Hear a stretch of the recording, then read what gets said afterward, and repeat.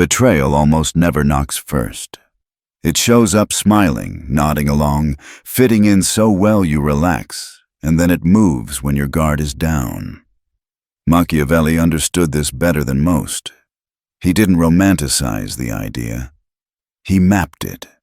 He studied how disloyalty creeps through courts, councils, and families the way poison dissolves in wine. Invisible until it's already inside you. And his harsh conclusion is this: most people aren't blindsided because they're weak. They're blindsided because they ignore signals only a strategic eye is trained to see.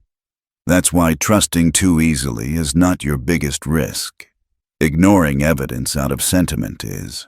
Your enemies rarely deliver the fatal blow.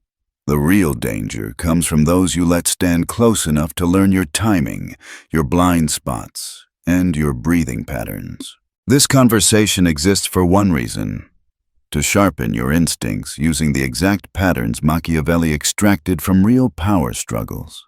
Not pop-psych platitudes, not social media hacks, but field-tested observations from the prints and the discourses. Here's the promise.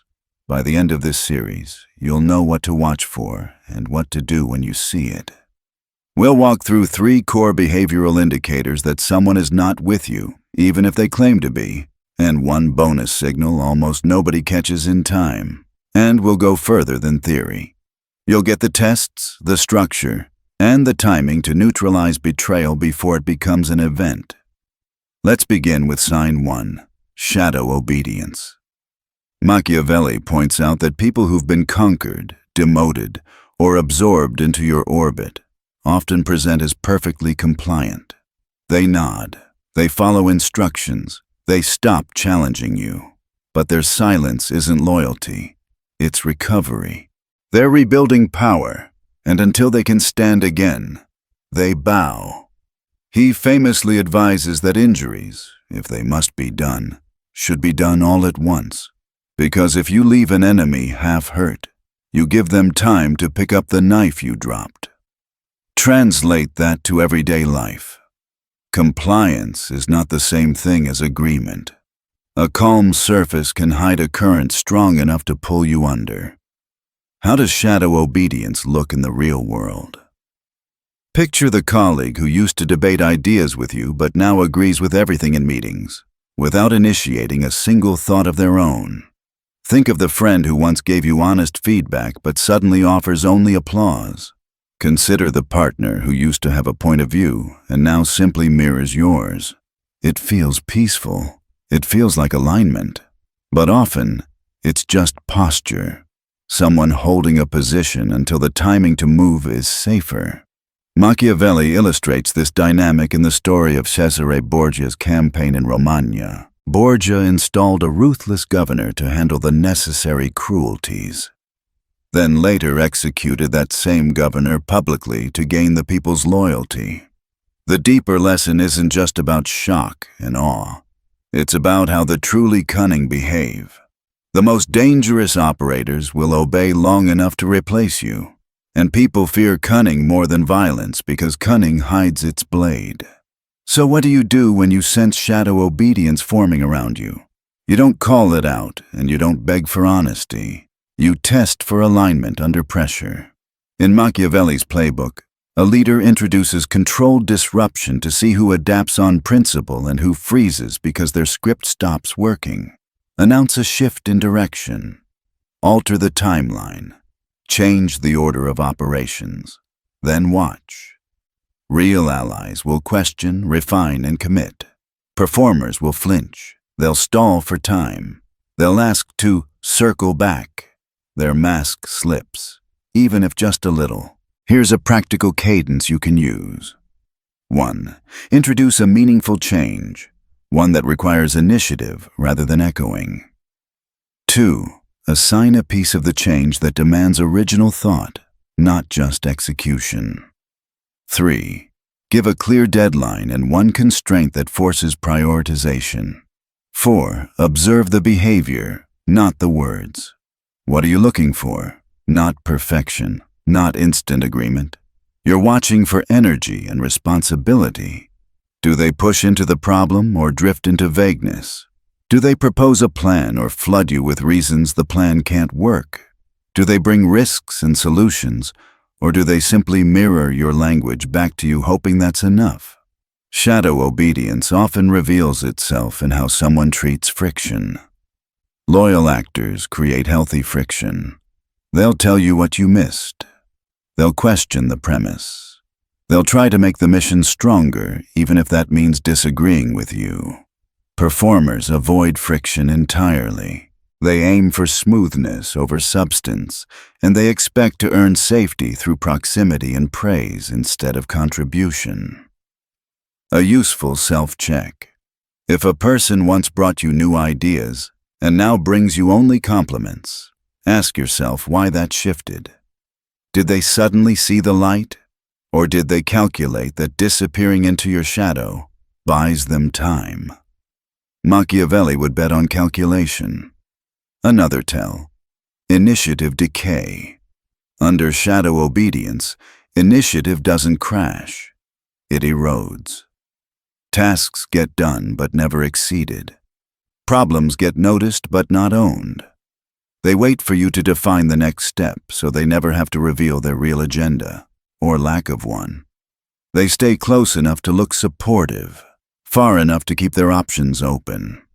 This is also where many leaders get seduced by comfort. When someone stops challenging us, it feels like momentum. Meetings are shorter. Decisions go uncontested. But power that faces no friction doesn't get stronger.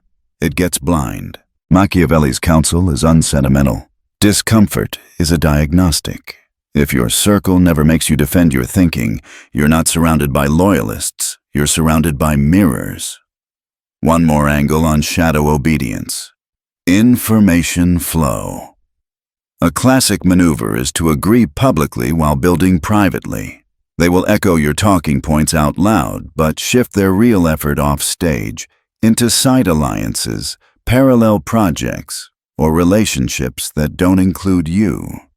You'll notice status updates get smoother as the substance gets thinner. You'll hear enthusiasm, not specifics. The language inflates while the commitments deflate. How do you counter that without making a scene? You restructure what support means. Tie access to real contribution. Replace "Are we aligned?" with "Ship this by Friday with A, B, and measurable outcomes." Replace "Let's sync later" with "Own this decision and brief me on the trade-offs by noon tomorrow." When the currency becomes action, performative loyalty stops paying. Let's pause and put this in a frame you can carry. Loyalty has a cost. If someone has never had to pay anything, time, reputation, risk to stand with you, you have not seen their loyalty. Shadow obedience is a way to look loyal while keeping the cost at zero. Before we move on, a warning Machiavelli would insist on. Don't confuse ordinary growth with disloyalty. People change. Teams mature. Disagreement itself isn't a red flag. Honest disagreement is a green flag. What you're looking for isn't less pushback. It's the replacement of pushback with pleasant fog. It's the disappearance of independent will behind a curtain of agreement. In a sentence, shadow obedience is the performance of alignment without the pressure-tested evidence of it. Next, we'll examine sign 2, overcommunication that contains no clarity. How excessive praise, constant check-ins, and a flood of words can be the camouflage for surveillance, not support. We'll map the tells, the traps, and the simple moves that convert vagueness into undeniable signals. Now let's move to the second sign. Overcommunication without clarity. Machiavelli warned repeatedly that loyal allies speak plainly, even when it's risky. They tell you the truth because the mission matters more than their comfort. Traitors, however, are masters of noise. They talk constantly. They flatter relentlessly. They check in often. But when you step back and listen, you realize something strange. They've said a lot, but revealed nothing. This tactic is as old as power itself. In Discourses on Livy, Machiavelli described how conspirators gain influence not by being silent, but by wrapping you in language. Endless praise, long messages, just following up notes. On the surface, it feels like loyalty, but the real objective is access to your attention, to your thinking, to your timing. They aren't helping. They're mapping. He wrote, "Men are less careful how they offend one who makes himself loved than one who makes himself feared. For love is preserved by the link of obligation, which is broken whenever it conflicts with self-interest." Translated into today's world, people stay loyal only while it benefits them. And when that loyalty begins to cost them something, they overcompensate. They flood you with warmth to distract you from the fact that they've already started withdrawing their allegiance. You'll see this pattern everywhere. The employee who suddenly praises every small decision but avoids committing to their own deliverables. The friend who texts you daily, talks for hours, but dodges anything real. The partner who keeps affirming how solid everything is but stops sharing their private thoughts. They appear present, but they're using closeness as camouflage. And Machiavelli's insight is brutal. Proximity doesn't protect you, it exposes you. The closer someone is to your world, the more they can hurt you when the time comes. Your enemies can only attack from outside. Betrayal requires access, and access is earned through charm, attention, and apparent devotion. That's why Machiavelli urged rulers to structure their power so that no single advisor, soldier, or confidant held too much favor or familiarity. When one person becomes irreplaceable, they begin calculating your weakness. When everyone around you knows they're replaceable, they stay cautious. It's not cruelty, it's control. In modern terms, that's the co-founder who constantly reassures you that we're always aligned, but hasn't initiated a real project in weeks. It's the friend who never disagrees but always wants to stay in the loop. It's the colleague who compliments your leadership while quietly hoarding information. What you're seeing isn't devotion, it's distraction. They keep you focused on their words, so you won't notice their absence in the work. So how do you test this kind of overcommunicator? Start by asking for specificity. You don't need confrontation, you need friction. When someone floods you with pleasant fog, don't swim in it, slice through it. Ask, what's your actual opinion? What do you suggest we do instead?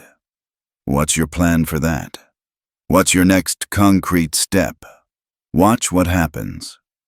A genuine ally will engage, maybe disagree, maybe refine, but they'll have substance. The overcommunicator, on the other hand, will stall. They'll pivot, deflect, or promise to get back to you. They're fluent in words, not in action.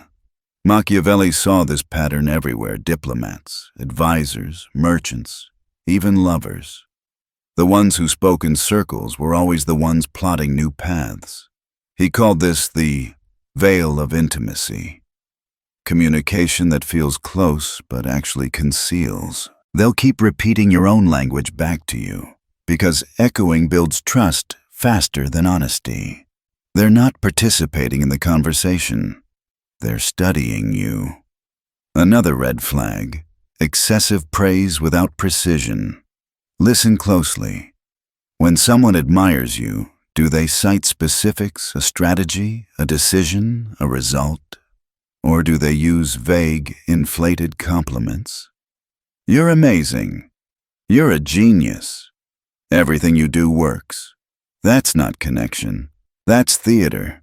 Machiavelli would tell you, every time someone praises you without clarity, they're trying to keep you emotionally sedated while they gather information. Now, understand this. Real loyalty does not fear disagreement. Real loyalty risks discomfort. The betrayer avoids risk at all costs. They never take an unpopular stance. They never challenge. They stay near power but far from accountability. Machiavelli's fix is elegant and merciless. Ask for stakes, not words action. Give them real responsibility. Make them commit to an outcome that matters. Traitors orbit. They never land. Here's how that looks in practical form. 1. Assign ownership. Give them something visible, something measurable. 2. Attach deadlines. Ambiguity feeds betrayal. Timelines choke it. 3. Link reward to delivery. People protect what benefits them. 4. Then watch behavior, not promises. Machiavelli said, "A man will sooner forget the death of his father than the loss of his inheritance." It sounds cold, but the truth behind it is sharp. Loyalty lives where investment lives. If someone keeps avoiding stakes, if they always want involvement without exposure, they're not loyal to you. They're loyal to safety. And here's where most people get blindsided. We confuse friendliness for loyalty, verbosity for honesty, enthusiasm for alignment. But power doesn't live in tone. It lives in structure. The minute you make loyalty a feeling instead of a framework, you hand control to the best performer in the room. So, test through design. Don't ask, "Are you with me?" Instead, create conditions where being with you means doing something difficult, visible, and slightly uncomfortable. That's when pretense cracks. The opportunist starts withdrawing. The loyal stay and work. Let's go a level deeper. Machiavelli didn't just describe betrayal. He designed immunity. His insight was simple. People stay loyal to what they depend on. Not emotionally, structurally. Dependence builds durability. That's why he advised rulers to keep power dispersed and rewards conditional. It's not about paranoia, it's about geometry. You want every person's incentives pointing toward stability, not self-advancement. And when you start seeing cracks in someone's language, constant checking in, but no real clarity, an increase in praise, but a decrease in progress, understand that they're no longer moving with you. They're staying close to watch your rhythm. That's surveillance disguised as support. There's one more angle to consider. Energy. Genuine communication gives energy. You leave the conversation sharper, clearer, more focused. Manipulative communication drains energy. You leave confused, yet flattered. You'll find yourself thinking, "We talked a lot, but did we actually decide anything?" That's your sign. Overcommunication without clarity is the emotional version of smoke. It looks dense. It feels warm. But it hides the fire that's already been lit. When you see this happening, don't confront. Don't accuse. Do what Machiavelli would do. Restructure. Slowly tighten their sphere of influence. Reduce their need for your approval. Limit what they can observe. Quietly assign decision-making to someone else. Make them irrelevant before they realize they're being phased out. And remember, you don't do this out of anger. You do it out of architecture. You're redesigning your environment so betrayal has nowhere to grow. We've now covered the first two signs: shadow obedience and overcommunication without clarity. The third sign is subtler, more seductive, and far more dangerous. It doesn't look like rebellion. It looks like progress. It's called misaligned evolution. It's the moment when someone's growth begins to move in a direction you can't define, and you mistake it for independence. You tell yourself, they're just changing. But Machiavelli saw what that really means. When two paths stop aligning, loyalty turns into competition. That's the next frontier, How growth without shared direction becomes the soil where betrayal takes root. The third sign of betrayal doesn't arrive in conflict or silence. It arrives looking like progress. Machiavelli called it misaligned evolution. When someone close to you begins to grow in a direction that no longer supports your shared purpose, and you fail to notice the divergence. Here's the harsh truth he discovered. People rarely betray out of hatred. They betray because their ambitions have shifted, and yours no longer fit inside their plans. In Discourses on Livy, Machiavelli studied how political factions that once fought side by side eventually fractured, not from internal fights, but from drifting causes. When the mission that once united people changes, loyalty turns brittle. It doesn't shatter all at once. It simply stops being reinforced. Over time, that invisible gap widens until it becomes a canyon. You've probably felt this before. A business partner who suddenly seems distant. A friend whose new goals don't include you. A team member who's too busy but can't quite explain with what. They're not hostile, they're just somewhere else. That's drift. And drift is where betrayal begins to take root. Machiavelli saw this repeatedly in Florence. Leaders who ignored shifting loyalties because they still felt aligned eventually discovered that while they were protecting the old cause, their allies had quietly built a new one. By the time anyone noticed, the power had already migrated. In modern life, this looks like two people who started with the same dream, a shared project, a shared vision, but one begins to evolve faster or simply differently. They start learning new things, meeting new people, speaking in a new language. At first, you're proud. Then you start noticing they talk less about we and more about I. They say things like, my goals, my brand, my next step.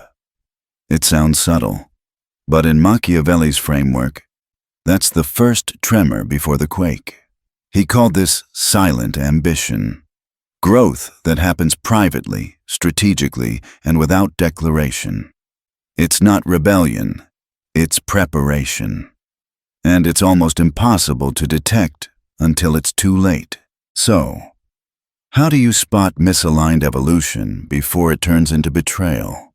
Machiavelli would tell you, watch the language. When people start using different words, referencing ideas outside your shared vision, or showing interest in projects that don't touch yours, that's not distance, that's divergence. Their tone will shift. They'll begin to sound like a guest in a house they helped build. And by the time they finally admit they've changed direction, they've already built a bridge out. Here's the test he'd recommend. Bring your shared vision back to the center. Tell them, here's where I'm going. Here's where we're heading. Are you still with me? Then watch. Not their words, their energy. If they hesitate, even slightly, you've already lost alignment, and every fracture ignored becomes a break. This is where most people fail, because it doesn't feel threatening. You don't want to confront it. You tell yourself, they're just evolving. But Machiavelli was surgical, not sentimental. He believed that hesitation is the early warning signal of misaligned ambition. Once that spark catches, loyalty begins to decay. He wrote, men must be either caressed or annihilated. In plain terms, half loyalty is a liability. You can't manage it softly. If someone is drifting, posturing, or hesitating, and you allow it, you are creating the perfect condition for betrayal to grow. But this doesn't mean you confront them in anger or accusation. Machiavelli never advocated emotional reaction. He advised structural response. You don't punish them. You redesign the environment so their disloyalty has no place to thrive. Here's how that looks in modern life. If a teammate's goals are shifting, You quietly reduce their access to sensitive information. If a friend's energy no longer matches yours, you start creating distance, not as revenge, but as recalibration. If a partner begins building separate ambitions, you don't debate it endlessly. You adjust the dynamic until independence replaces reliance. Because betrayal doesn't always come as an attack. Sometimes it comes as a quiet reorientation, one that leaves you defending a connection that already died. Let's pause here to make something clear. Growth itself isn't the enemy. Machiavelli wasn't against evolution. He was against blindness. He believed that two people could grow at different speeds as long as the shared direction was continually redefined. When the shared purpose dissolves, the relationship becomes a power imbalance waiting to be exploited. So, if you sense drift, don't moralize it. Diagnose it. Ask, where are they heading? Does that direction still intersect with mine? If it doesn't, your loyalty structure needs to change. You either realign or you rebuild without them. Anything in between is slow destruction. Here's another Machiavellian test. Introduce a shared challenge that requires unified direction. See how they respond when the stakes rise. Do they step closer to solve it with you? Or do they suddenly act confused, evasive, or overly optimistic without substance? That's drift, turning into departure. Machiavelli studied dozens of historical cases where leaders missed this exact shift. He saw how kingdoms fell not because of rebellion, but because those closest to power quietly redirected their focus toward new futures. By the time the ruler noticed, his base was hollow loyal in ritual, gone in reality. He called this the erosion of power. It doesn't happen with one betrayal, but with a series of ignored hesitations. It's not a knife in the back. It's 1,000 moments of polite distance. And the root of it all is your reluctance to look. Let's bring this home to you. Who in your life is growing in a direction you don't understand? Who's building something new, but hasn't told you what it is? Who suddenly avoids specifics about their future? That's not distance, that's divergence. And the moment you pretend it's nothing, you lose the ability to shape it. Machiavelli's lesson: power erodes in silence. If you want to survive misaligned evolution, you must be willing to see the fracture early and act before emotion gets involved. Because when you wait for proof, you're already too late. Now, there's one more warning Machiavelli gave that separates survivors from victims. He said, "A wise prince ought to be cautious in accepting the services of those who have shown themselves bold in offending others, for the same boldness may be used against himself." In modern language, be careful with people who make betrayal a habit. If someone quickly switches sides to join you, if they flatter you by trashing their former allies, that's not loyalty, that's migration. They're not devoted to you. They're devoted to winning. That brings us to the hidden bonus sign Machiavelli whispered through history: loyalty without roots. It's the fourth indicator, and perhaps the most dangerous one of all. Because it looks like passion, but it's actually momentum. And momentum always runs out. That's what we'll explore next. How rootless loyalty appears, why it's so seductive, and the precise Machiavellian method for exposing it before it poisons your foundation. The fourth and final sign of betrayal hides behind what looks like loyalty. It's what Machiavelli called loyalty without roots, when someone seems devoted, but their devotion isn't anchored in anything lasting. They like you, they admire your power, they even defend you, but only because it benefits them right now. The moment that benefit disappears, so do they. You've seen this type before. The person who switches sides easily. The one who praises you today but bad-mouthed someone else yesterday. The colleague who ran from a failed partnership, only to attach themselves to your success. They arrive with stories about how others didn't see their value, how you're different, how they finally found someone worth following. They speak the language of redemption, but Machiavelli would tell you, beware the soldier who abandoned his last commander. Why? Because people reveal their principles through their patterns. If betrayal is how they solve discomfort, it's only a matter of time before you become the next inconvenience. In The Prince, Machiavelli used mercenaries as the perfect symbol of this kind of person. Mercenaries fight for whoever pays them more. They can be strong, skilled, even charming, but their hearts are for hire. He observed that every ruler who depended on mercenaries eventually fell, because mercenaries don't fight for the cause. They fight for the payout. The moment danger outweighs profit, they vanish. Your modern mercenaries don't wear armor. They wear smiles. They mirror your language. They talk about shared vision and team loyalty. But in truth, they're loyal only to momentum. As long as you're winning, they're beside you. Once the tide turns, they start scanning for new alliances. Machiavelli's method for detecting this was ruthlessly logical. Study how someone arrived at your side. Ask yourself, did they build with you from the ground up, or did they appear once things were already working? Were they drawn by shared values, or were they running from rejection elsewhere? Because the one who joins only after you've already won will be the first to flee once you start to lose. He wrote, "The best predictor of a man's future behavior is not his words, but his precedent." That single line contains the blueprint for survival. Look at a person's track record. If they left their last alliance in bitterness, expect the same ending. If they blamed every past failure on others, they'll one day blame you too. If they rushed into loyalty without understanding the cost, they'll rush out the same way. Here's the core of it. Real loyalty costs something. If someone has never had to sacrifice for you, they haven't proven anything.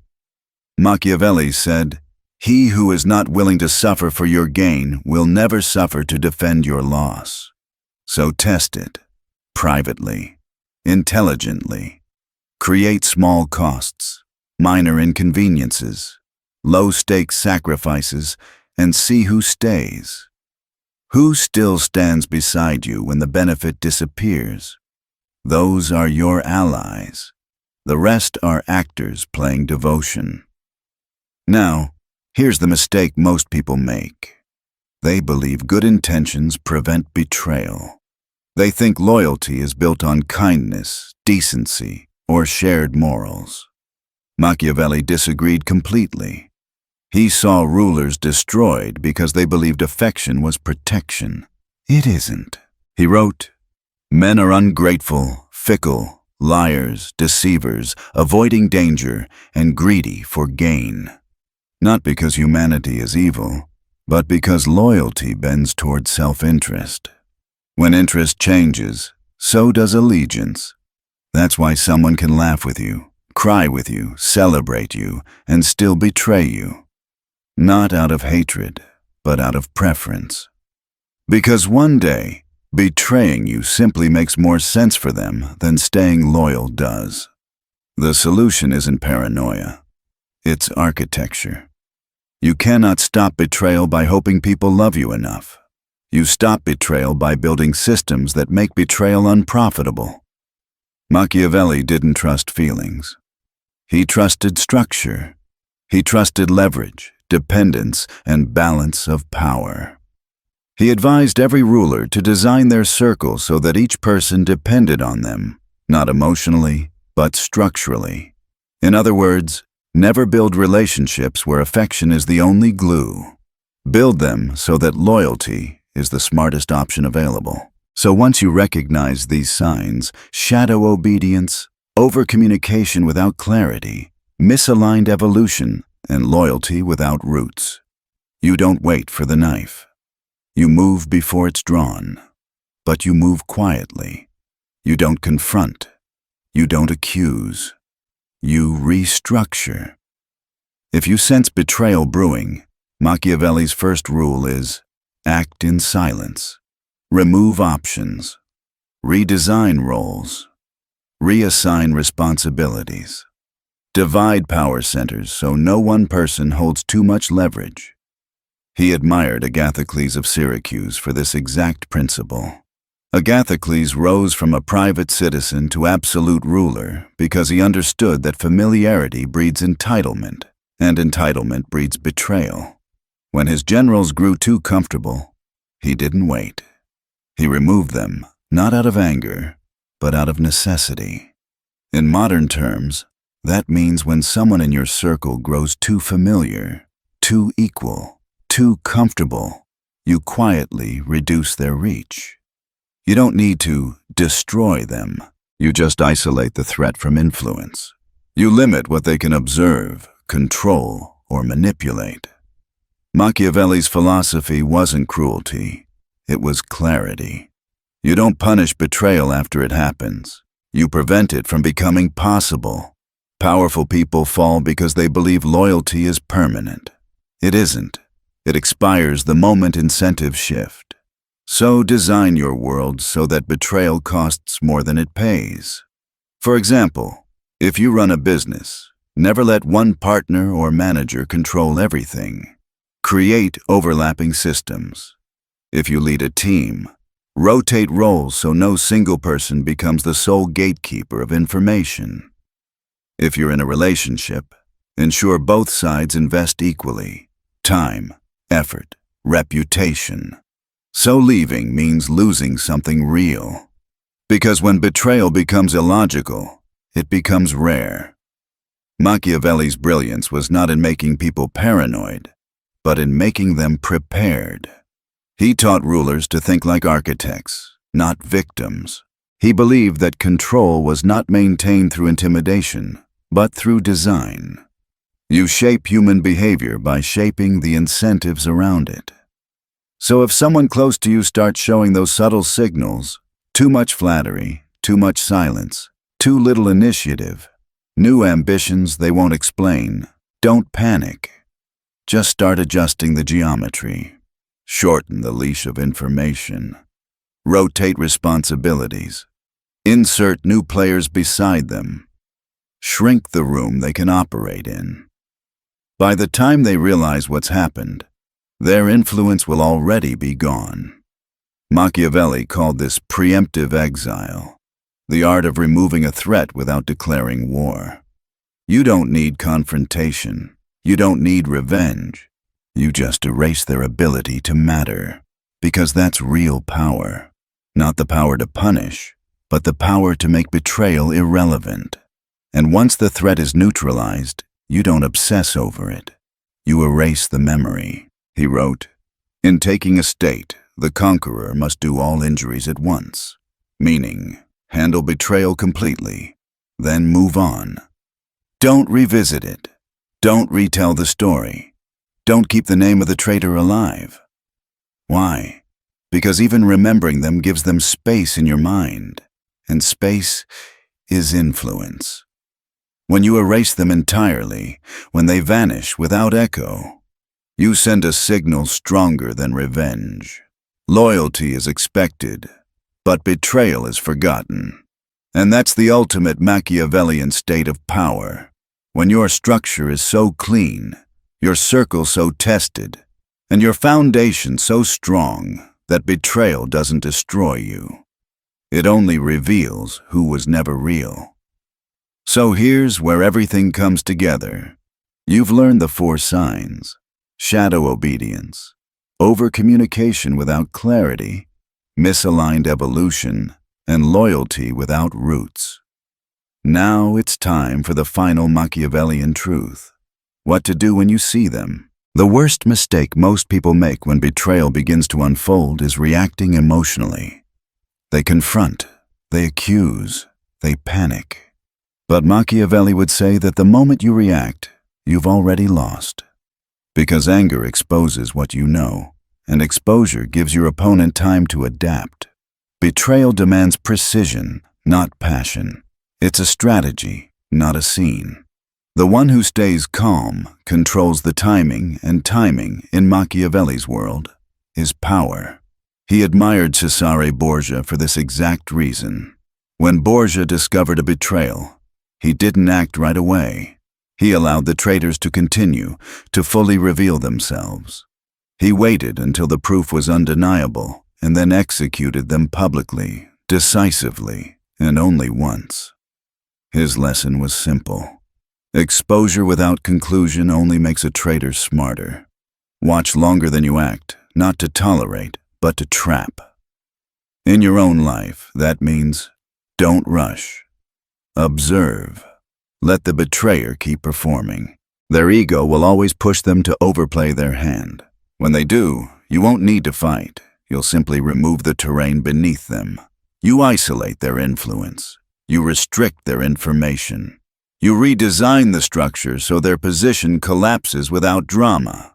That's the Machiavellian art of preemptive exile, eliminating a threat without confrontation.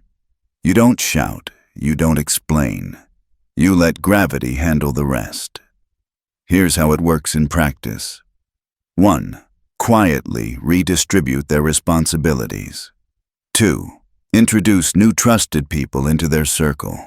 3. Stop feeding them vital updates. 4. Make them optional, then invisible.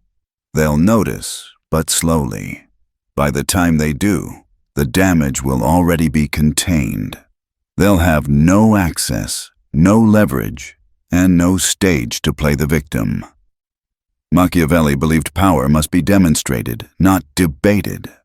Once a traitor makes their move publicly, your response must be surgical and final, not out of vengeance, but as an example.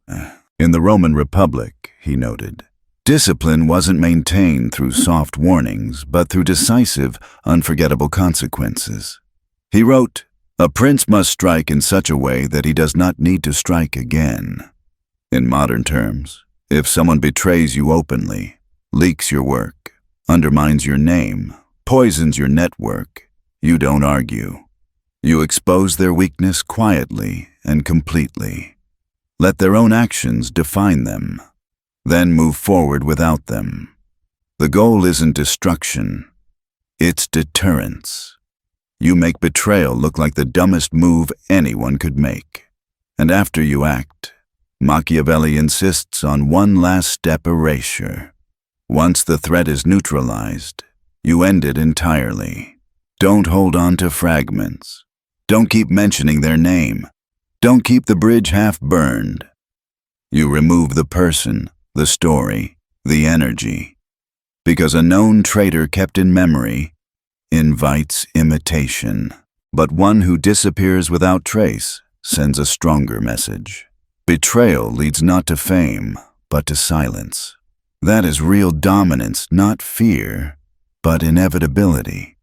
Because ultimately, Machiavelli wasn't teaching cruelty. He was teaching clarity. He understood that love and loyalty are temporary, but systems and anticipation are eternal. Power, he wrote, isn't preserved through sentiment. It's preserved through structure, through predictive judgment, through the discipline to see patterns before they explode. So train your eyes for the small things. The sudden agreement that feels too smooth. The flood of praise that says nothing real. The partner whose goals no longer match yours. The ally who joins only after you've already won. You don't confront them. You don't beg for honesty. You recalibrate. You move the chess pieces. You make betrayal illogical. And if they still choose to betray, let them. Because if you've built your world correctly, their blade will hit iron. It won't cut. It will snap. That's the essence of Machiavellian power, not endless suspicion, but elegant readiness. You don't wait to be betrayed. You build yourself so that even betrayal cannot move you. Stay calm. Stay strategic. And never forget, loyalty is not proven by words, but by what people are willing to lose to keep you.